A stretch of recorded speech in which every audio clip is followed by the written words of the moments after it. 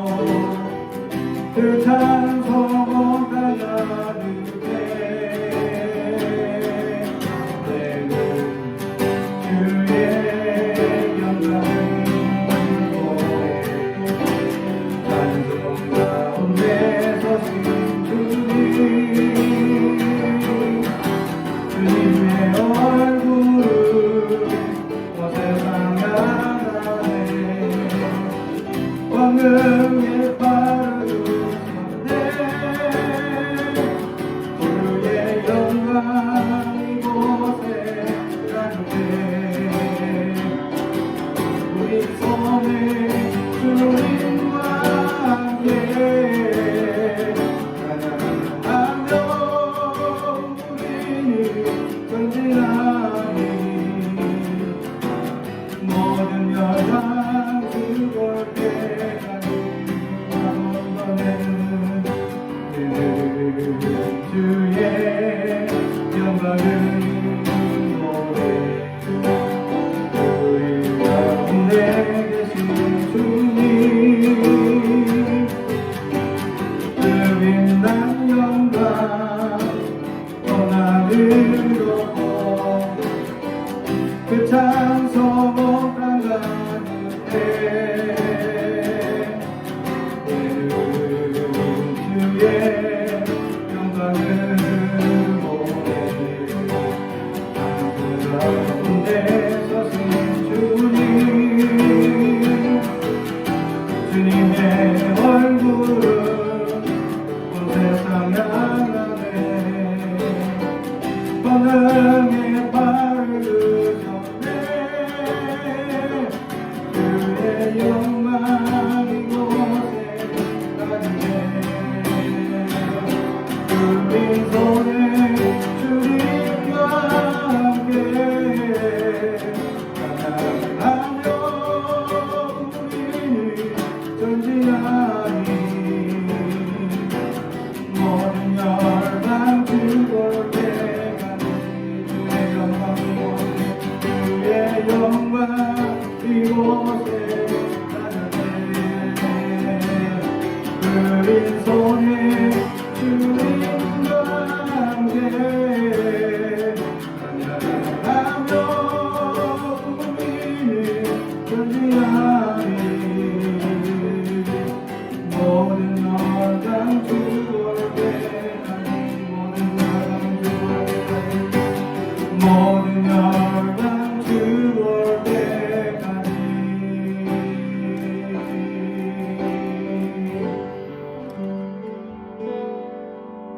할렐루야.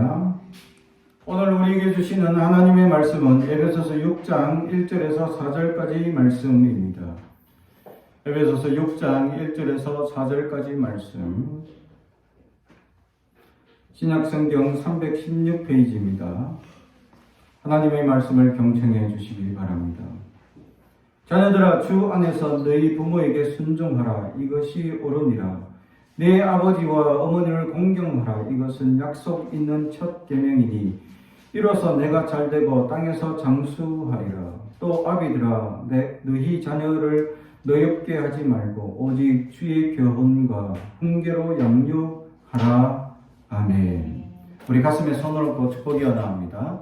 나는 하나님의 사람입니다. 축복의 사람입니다. 우리 가정은 영혼이 잘됨같이 범사가 잘되고 강건해지는 가정입니다. 우리 교회는 번성하고 창대하게 되며 하나님의 언약이 이루어지는 교회입니다. 아멘. 내 부모를 공경하라 라는 제목의 말씀으로 우리가 오늘 시간 은혜를 나누고자 합니다. 오늘은 어버이 주일입니다. 부모를 생각하는 마음, 부모의 마음을 생각할 수 있는 때가 언제냐? 우리 그때 사람들이 이런 얘기를 합니다. 철이 들었다라는 거죠.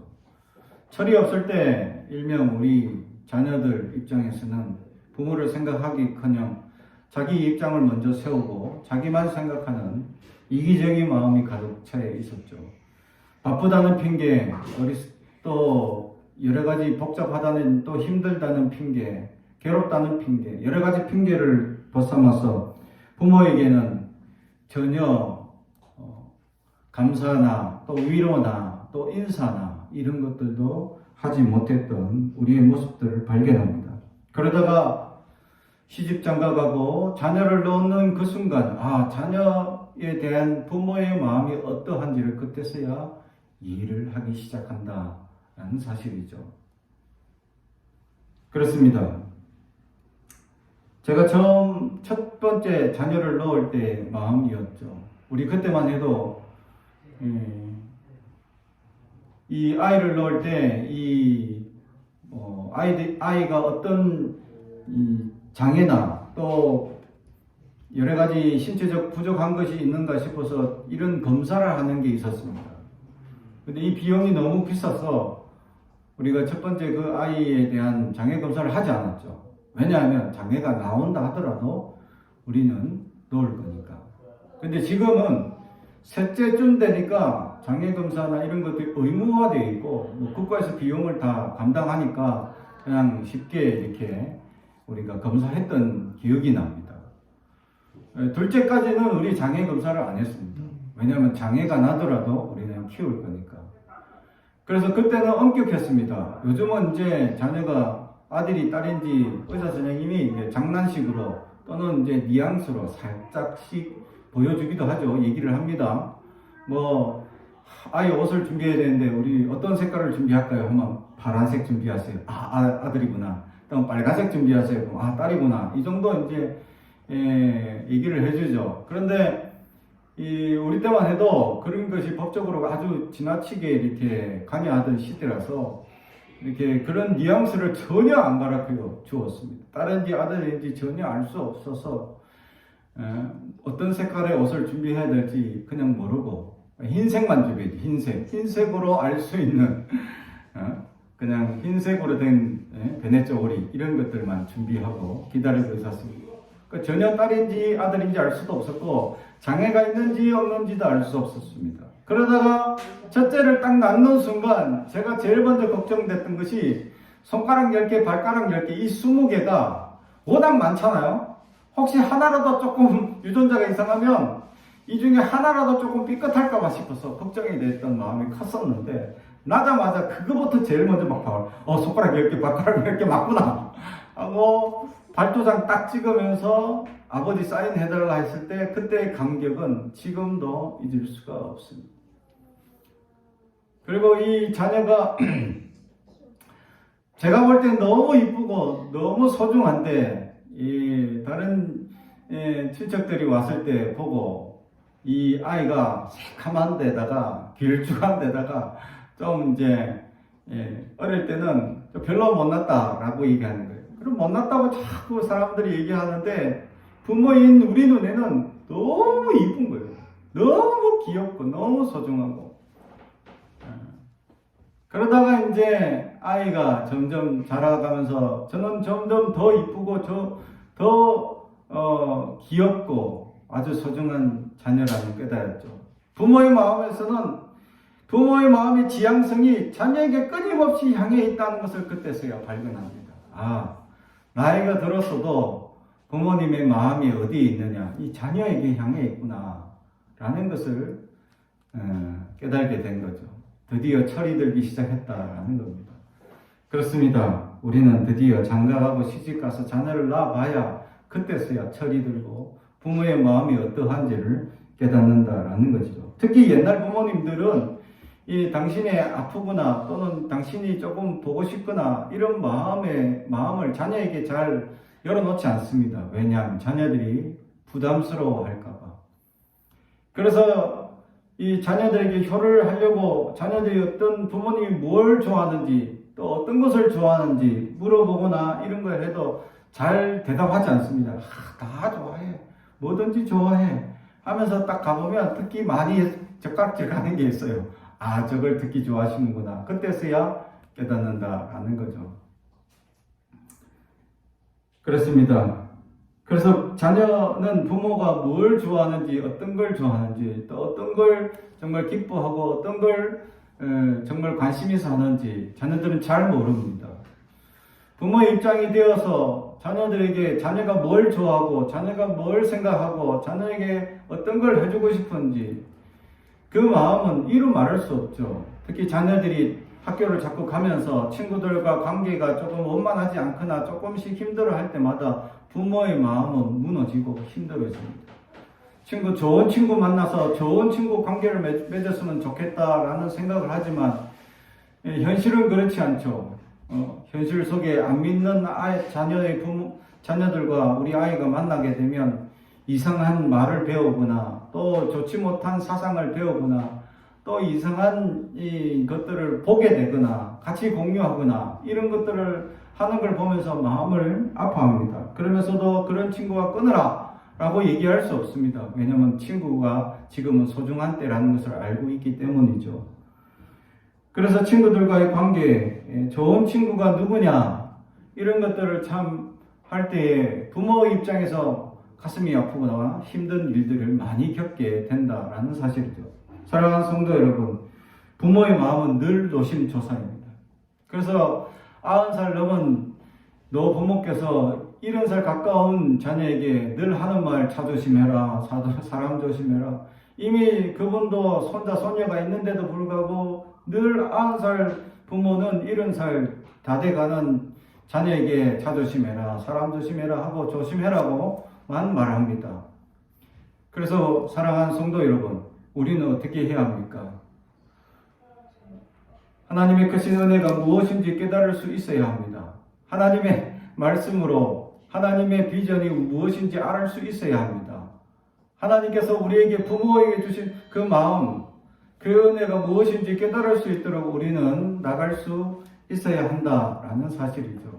그렇습니다. 그래서 우리는 하나님께 하나님의 부모된 마음을 우리가 이해하며 조금씩 배워나가는 신앙으로 살아가고 있다는 사실이죠. 그래서 오늘 말씀에 보면 부모를 공경하라라고 되어져 있습니다. 오늘 6장 1절에 자녀들아 주 안에서 너희 부모에게 순종하라. 이것이 옳으니라. 이것이 계명이다 또는 이것이 율법이다, 이것이 진리다 하지 않습니다. 옳다라고 얘기합니다. 다시 말하면 도덕적으로 윤리적으로 바른 길이 무엇이냐? 부모에게 순종하는 것이다 라는 것이죠. 그러나 어떤 부모를 얘기하느냐? 주 안에서 순종하는 부모를 얘기합니다. 주 안에서 말씀을 하거나 주님 같은 믿음을 가진 부모가 우리에게 권면했을 때 우리는 순종할 수 있어야 한다라는 사실이죠. 이것이 옳다, 이것이 율법이다 해도 됩니다. 사실 이것이 중요한 계명이다 해도 됩니다. 그런데 이것이 옳다라고 합니다. 왜냐하면 불순종이 있을 수 있기 때문이죠. 그것은 주 안이 아니라 주 밖에 있는 부모가 이렇게 권면하거나 잘못 얘기했을 때 그렇게 할 수 있다라는 사실이죠. 사랑하는 성도 여러분, 그렇습니다. 예수 믿지 않는 부모가 어떤 말을 했을 때 우리는 거부할 권리가 있었다라는 거죠. 저도 중간에 예수를 믿었기 때문에 부모님이 예수 안 믿었을 때 예수 믿는 저를 방해할 때가 많았습니다. 저는 예수 믿자마자 정말 모든 예배를 참석했습니다. 그러니까 고등학교 때 저녁 예배도 참석하고 또 철야 예배도 참석하고 막 이렇게 예배를 참석하고 집에 오면 늦죠. 막 밤 12시 이래 들어옵니다.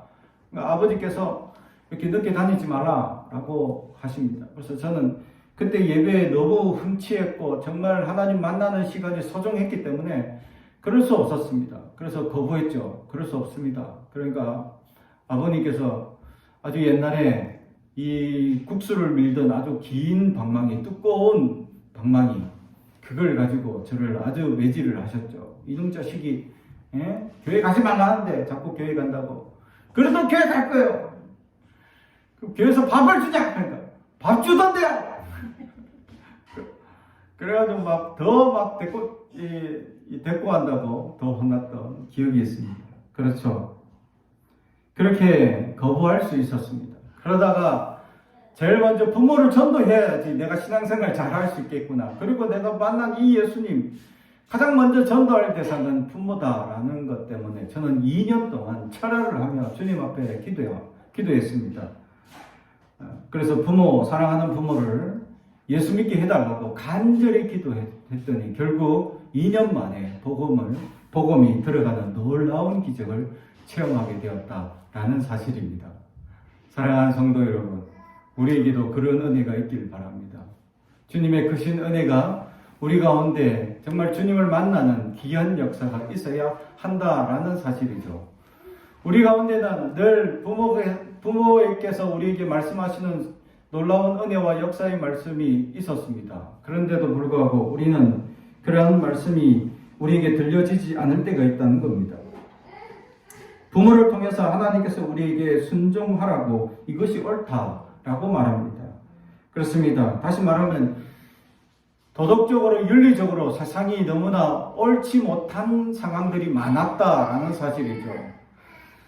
세상 사람들이 도덕적으로 윤리적으로 옳지 못한 환경이 너무나 많이 주어지고 있다라는 사실입니다. 지금도 그렇습니다. 어떤 부모들이 자녀들을 학대하고 방치하는 일들이 생겨나기 시작했다라는 사실이죠. 그러면서 최근에 많은 아이들이 우리가 알지 못하는 사이에 죽음이라는 기로에 서서 괴로움과 학대를 받는 자녀들을 볼 때 저는 너무나 가슴이 아팠다라는 사실입니다. 사랑하는 성도 여러분, 그렇습니다. 이 시대에 무엇이 옳으냐, 옳고 그름의 가장 기준의 잣대가 무엇이냐, 부모와 자녀의 관계가 가장 옳고 바른 것이다 라는 것이죠. 부모에게 자녀의 입장은 순종해야 될 것이고, 부모의 입장의 자녀를 잘 양육하는 것이 의무였다. 이것이 옳고 바르다라는 것을 오늘 성경은 우리에게 말해주고 있었다라는 것입니다. 두 번째로 우리에게 말하는 것은 2절에 내 아버지와 어머니를 공경하라. 이것은 약속이 있는 첫 계명이다 라는 것입니다. 사랑하는 성도 여러분, 그렇습니다. 부모를 공경하라 라는 말로 되어져 있습니다. 공경이라는 단어가 뭐냐 라는 것이죠. 최우선적인 선택이다 라는 겁니다. 헬라어 원어를 살펴보면 공경하다라는 최고의 관심, 최고의 우선적 선택, 최고로 내가 관심 가지고 생각하는 것이 무엇이냐, 그것이 바로 부모여야 한다라는 것을 오늘 성경은 우리에게 가르쳐주고 있다라는 것이죠. 우리는 간혹 우리가 먹고 사는데 무엇을 먹을까 입을까에 집중하고 우리는 어떤 일을 할까 우리에게만 집중할 때가 있다라는 것입니다. 부모를 생각하는 마음은 자식된 도리로서 늘 우리가 가질 수 있어야 한다라는 사실이죠. 그래서 이 자식된 도리로서 부모에게 할 수 있는 자녀의 도리로 섬기고 헌신하고 나아가는 그 기본적인 도리를 잘하는 자녀들, 그게 가장 아름다운 것이고, 또한 오늘 성경에서는 첫 번째 되는 계명이다 라고 말합니다. 원래 10가지 계명 중에 이 부모를 공경하라 라는 것은 첫 번째가 아니고 6번째입니다. 왜 6번째에 있는 계명을 왜 첫 번째라고 얘기하느냐? 하나님에 관한 부분이 아니라 사람에게 향한 첫 번째가 바로 부모를 공경하는 것이기 때문입니다. 사람이 가장 먼저 해야 될 도리가 부모를 공경하는 것이다 라고 계명에서 말해주고 있기 때문입니다. 그래서 우리는 가장 먼저 부모를 공경하는 것이 기본 계명임을 알아야 한다라는 것이죠. 부모의 말씀은 순종하는 것이 도덕적으로 윤리적으로 가장 바른 것이고, 두 번째로는 공경하는 것, 우리의 삶의 최우선적인 목표가 부모여야 된다라는 것을 오늘 성경은 계명으로 말씀해주고 있다라는 사실입니다. 그렇습니다. 우리는 얼마나 자녀에게 향해 있습니까? 부모는 자녀에게 모든 지향성을 가지고 있습니다. 그런데 우리 자녀된 입장에서는 그러지 않죠. 우리의 직장이나 우리의 사회생활이나 여러 가지 바쁘다는 핑계로 이 부모에게 향한 마음이 등한이 될 때가 있다라는 사실입니다. 그럴 때 우리는 부모님이 가까이 있을 때, 살아계실 때 열심히 사랑해주고 축복해주고 감사하지 못하고 부모에게 그 키워주시고 함께 해주신 은혜를 감사하지 못하고 살아갈 때 나중에 언젠간 후회하는 그날이 오게 된다라는 사실이죠. 우리는 어떻습니까? 마지막 그날까지 후회하지 않도록 부모를 공경하고 섬길 수 있는 진정한 자녀가 될 수 있어야 한다라는 것이죠. 우리가 부모된 자로서 또 부모를 섬기는 모습을 보여줄 때 자녀들도 부모를 어떻게 섬기고 사랑하고 존경하고 나아가야 하는지를 잘 보여주고 있는 것입니다. 사랑하는 성도 여러분, 그래서 오늘 성경은 그렇게 잘할 때 어떤 은혜를 누리느냐, 3절 이로써 내가 잘되고 땅에서 장수하리라. 아멘. 장수한다라는 이 말은 그냥 오래 산다는 것이 아닙니다. 다시 말하면 이 장수한다라는 의미는 자연적으로 나에게 주어진 생명을 그대로 누린다라는 의미가 있습니다. 다시 말하면 어떤 사고사, 객사 또는 어떤 병사 이런 갑작스러운 사고로 죽지 않는다라는 거죠. 요즘 현대에는 많은 병들이 있고 또 많은 사고들이 있습니다. 이 코로나 이전에는 교통사고가 우리 6.25 전쟁 때 죽은 사람들보다 더 많은 사람들이 죽는다라는 이 결과를 보고 저는 깜짝 놀랐습니다. 6.25 때 얼마나 많은 사람이 죽었습니까? 그런데 그때 죽은 사람보다 1년에 교통사고로 죽는 사람이 더 많다는 겁니다. 이게 얼마나 많은 숫자가 교통사고로 죽느냐는 거죠. 여러 가지 교통사고나 또 그 외의 사고들, 1년에도 수많은 사고들이 일어납니다. 그런데 부모를 공경할 때 그러한 사고를 다 피해가며 나에게 주어진 생명 그대로 온전하게 살 수 있다. 이것이 장수의 비결이다라는 사실이죠. 사랑하는 성도 여러분, 여러분의 그러한 은혜가 있어야 한다라는 것이죠. 그리고 사도 바울은 여기에 원래 있던 계명에서 추가된 한 말씀을 더 합니다. 그게 바로 내가 이로써 내가 잘되고 땅에서 장수한다. 내가 이로써 잘될 것이다 라는 것이죠. 잘된다라는 의미를 말씀해주고 있는 것입니다. 사랑하는 성도 여러분, 그렇습니다. 사도 바울이 우리가 기복적인 하나님의 은혜를 누리고 복을 누리는 그 은혜를 어떻게 누릴 수 있느냐, 부모를 공경할 때 그런 은혜를 누릴 수 있다고. 사도 바울은 십자가를 바라보고 십자가만 생각하는 이런 사도였음에도 불구하고 그는 우리에게 잘된다, 기복적인 은혜를 주시는 하나님이 있다. 그것이 바로 부모를 공경할 때 복을 누릴 수 있다라는 것을 보여줍니다. 사랑하는 성도 여러분, 우리에게 그런 은혜가 있어야 할 줄로 믿습니다. 그래서 부모를 섬길 때 공경하고 최우선적으로 바라볼 수 있는 우리가 되어 하나님께서 주시는 그 은혜를 온전히 누릴 수 있는 저와 여러분이 되길 주님의 이름으로 축복합니다. 기도하겠습니다. 사랑과 주님 가져가신 아버지 하나님 감사합니다. 오늘도 우리에게 말씀을 주시니 감사합니다. 주님, 어버이 주일을 맞이하여 부모를 생각하게 하시고 우리를 낳아준 부모를 향하여서 늘 감사하는 마음이 식어지지 아니하도록 또 우리의 지향성이 우리를 낳아준 부모에게 향할 수 있도록 늘 아버지 하나님께서 살펴주시고 함께하여 주옵소서. 그로 말미암아 하나님 이 땅에서 잘되고 장수하는 놀라운 은혜를 누리는 하나님의 백성들이 될 수 있도록 축복하여 주옵소서. 예수님의 이름으로 기도드리옵나이다. 아멘.